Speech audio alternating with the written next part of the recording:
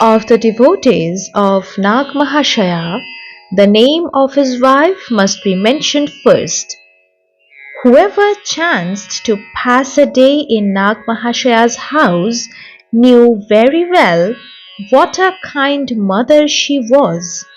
How like a veritable goddess she would be attending to all her household duties, and how at the same time she was all attention to her beloved husband and her guests. She would leave her bed before everybody else, and as soon as she had finished her morning household duties, she would sit down for worship and meditation. She never took any food before her husband and the guests had finished theirs.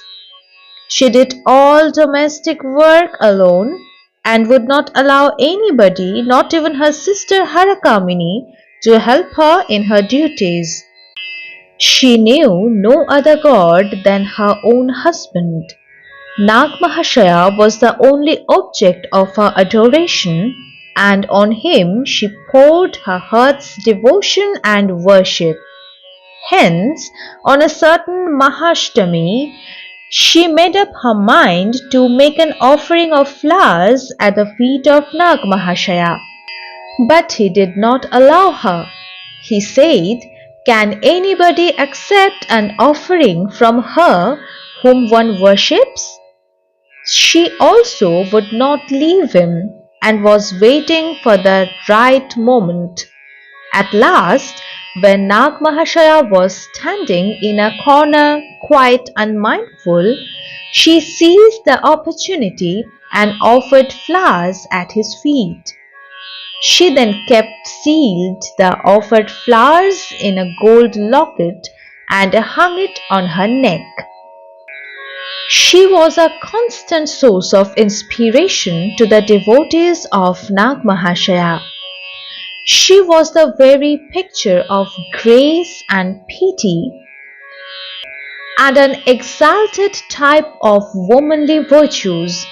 Her tenderness, patience, endurance, self-abnegation in the service of others, and above all her absolute purity and tapasya could not but capture the heart of anyone acquainted with her.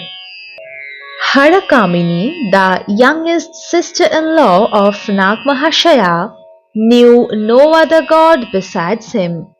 She poured all her heart's devotion at the feet of this great saint. Her sincere devotion and simple behavior were singularly prominent in her character. Nagmahashaya also had a parental affection for her and visited her during the holy festivals she celebrated. For no ceremony would be complete, she thought, without the presence of Nagmahashaya.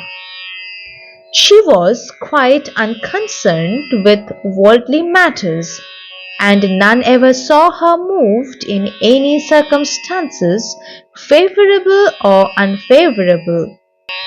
She took care of all the devotees of Nagmahashaya, considering them as belonging to one and the same family.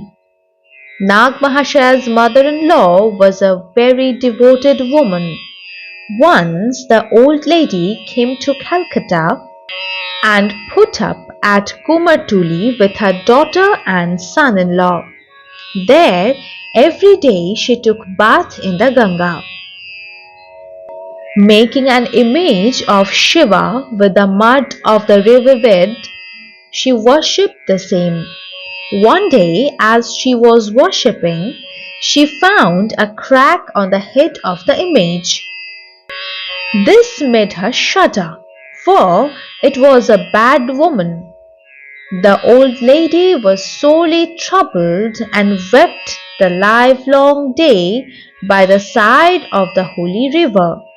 As it was getting dark and as she did not return home, Nagmahashaya anxiously went out in search of her and found her weeping on the banks of the Ganga. She told him what had happened, but he bade her take comfort, for no evil would befall her. The old lady came home and went to bed in a very woeful state of mind without taking anything. At night, she dreamt Mahadeva standing before her and talking to her. I am much pleased with you. You need not worship me any more. She could sleep no more during the rest of the night, and in the morning she told her son-in-law all about the dream. From that day, all image worship ended for her. If anybody asked her the reason, she said, I have got Shiva as my son-in-law. Why should I worship him anymore? The wife of Haraprasanna Mazumdar was well known in the circle of the devotees and the followers of Nagmahashaya. It was with reference to her that Swami Vivekananda once told a disciple, I came across in your quarters only one lady who is as devoted as she is learned. Nagmahashaya called her mother and was very fond of taking food from her hands. It was a general belief among his devotees that when any epidemic broke out in any part of the country, the very presence of Nagmahashaya was enough to stop it, and accordingly he would be invited by them to set his foot in their country when any such epidemic prevailed. On a similar errand, he had been invited to a place named Bhojeshwar. The village where Haraprasanna lived was very near it, and so he was invited by him to go and stay there. His wife had never seen Nagmahashaya before. She only knew that her husband was a devotee of some great saint. She was a very devout lady, and this gave her the opportunity to come in contact with a great devotee of the Lord. She took care of the saint with a motherly affection. Afterwards, she often went to Deobhog and passed some days with Nagmahashaya in talks of the Divine Mother. Once while they were walking together, they were met by an old Vaishnavi who was a beggar and was known to all the people of the village. She was a little confused to see a lady walking with Nagmahashaya. She asked him, Who is this lady Durgacharan? Nagmahashaya replied, She is my mother. The Vaishnavi knew she was not his mother, so she asked again, What kind of mother she is? He at once replied, She is my mother, my real mother. The old woman knew Nagmahashaya and the stuff he was made of. She said, Oh, I see now. Really, you are a worthy man and deserve your wide fame. Live long, my child, and be a pride and glory to our country. The wife of Haraprasanna Babu had a very good voice. She used to sing with her charming devotional voice songs in praise of the Divine Mother, and Nagmahashaya would say, Mother herself sings her own praise. Nagmahashaya's mother, Tripura Sundari, had an aunt by name Madhavi Thakurani. She was a great admirer of her grandson. Nagmahashaya used to call her Granny. She lived somewhere near Dhaka. Even now, we hear of her piety, purity, and great devotion in those parts. Nagmahashaya went to her often. Not far from Devbhog, in the village of Kashipur, there lived a Mohammedan gentleman who had great respect for Nagmahashaya. He had no fanaticism of any kind and regarded Nagmahashaya as a Mohammedan Peer.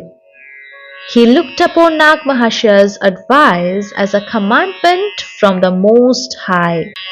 This Muslim gentleman had a great desire to do some personal service to Nagmahashaya, but as the latter knew him to be a devotee of a very high order, Nagmahashaya would not allow him to do so.